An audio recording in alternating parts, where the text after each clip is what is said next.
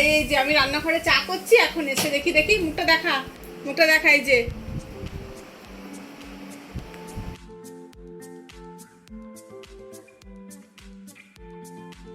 নমস্কার, কেমন আছেন সবাই? আশা করি সবাই ভালো আছেন, ভালো থাকবেন, সুস্থ থাকবেন। আমার আরেকটি ব্লগে আপনাদের স্বাগত জানাই।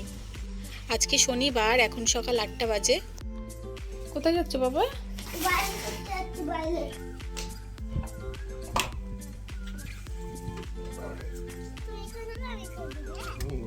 টাটা।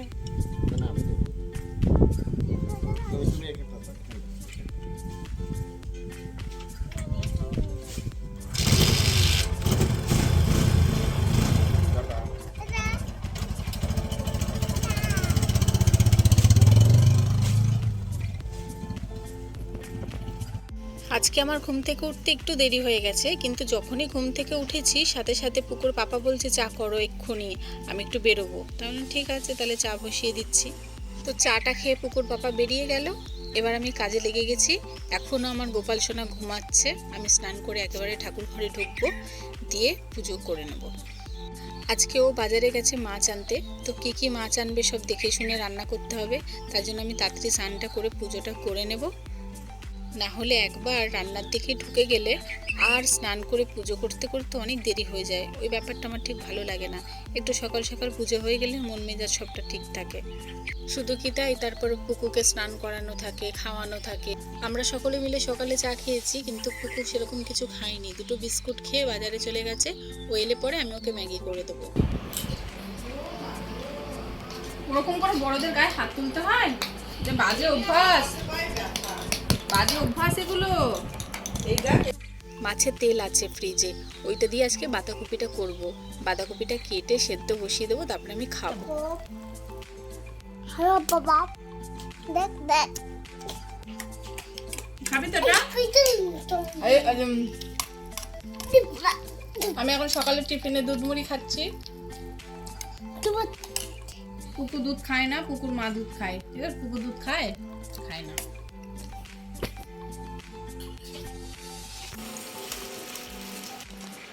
ইলিশ মাছ,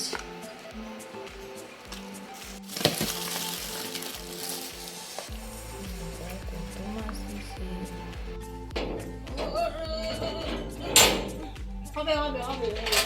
এখন যাবো। ঘরে বসে টিভি দেখো না পুকু, ঘরে বসে টিভি দেখো না, বাইরে যেতে হবে না। বল ড্রেনে পড়ে যাবে, বাইরে যাওয়ার দরকার নেই। পুকু, পুকু গো,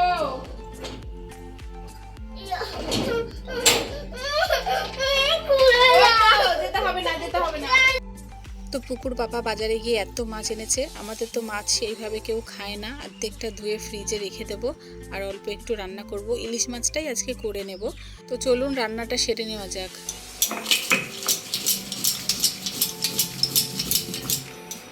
এটা হচ্ছে পুকুর তরকারি, আলু দিয়ে মাছের ঝোল। কি করে খাবো আমি?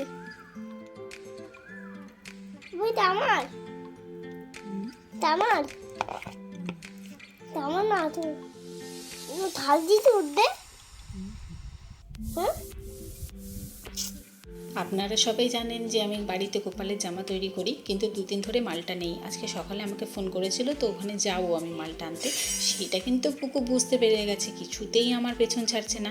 তো কোনো ফাঁকে আমি লুকিয়ে লুকিয়ে বেরিয়ে গেলাম। মামুনিকে বলে গেছিলাম ওকে একটু ভাতটা খাইয়ে দিও, আমি সব রান্না বান্না করে রেখেই গেছি, কিন্তু খাইনি। খুব কেঁদেছে বাড়িতে এসে দেখি।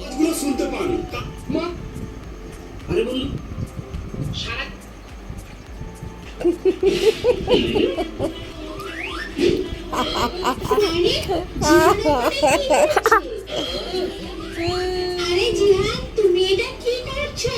আরে না না মামা, কিচ্ছু না।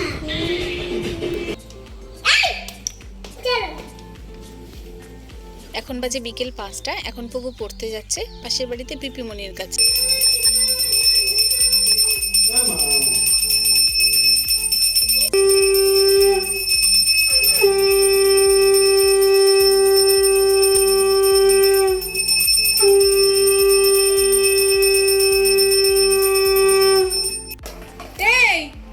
তুই এখানে কখন এলি? তুই রান্নাঘরে ছিলিস না একটু আগে? আরে কি করে করেছিস? আমার এই মেকআপের কিটটা তো কবেই ভেঙে দিয়েছে, তাও এখান থেকে কাচিয়ে কুচিয়ে আমি একটু লাগাই। আর এই যে আমি রান্নাঘরে চা করছি, এখন এসে দেখি মুখটা দেখা, এই যে ভাল লাগছে না? খুব ভাল লাগছে না?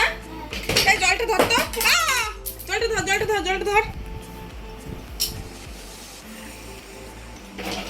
একটা দেবো না তোমাকে? তোর বাবা বাচ্চু। দেখলেন, এইটুকু বাচ্চা আবার মুখে মুখে তর্ক করতেও শিখে গেছে। আজকে 3টে চা নিয়ে চলে এসেছি, একটা সোনাইয়ের, একটা ওর পাপার, একটা আমার। আজকে পুকুর পাপা কাছ থেকে ফেরার সময় কি একটা প্যাটিস এনেছে, এটা খাবো চা দিয়ে। কেমন খেতে লাগে জানি না।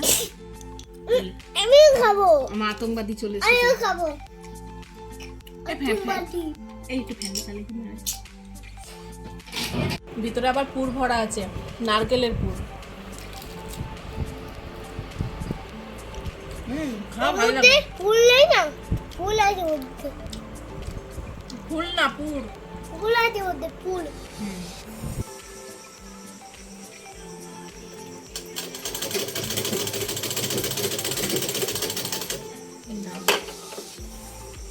গোপালের জামা আমাকে এইটা তৈরি করতে দেওয়া হয়েছে, তো আমি এইটা তৈরি করেই ছেড়ে দেবো এবারে। আর তারপরে যারা বানাবে তারা এইভাবে কুচি দিয়ে এরকমভাবে গোপালের জামা তৈরি হয়েছে, মানে ঘেরটা এরকমভাবে। এটা অন্যজন করবে, আমাকে এইটা করার দিয়েছে।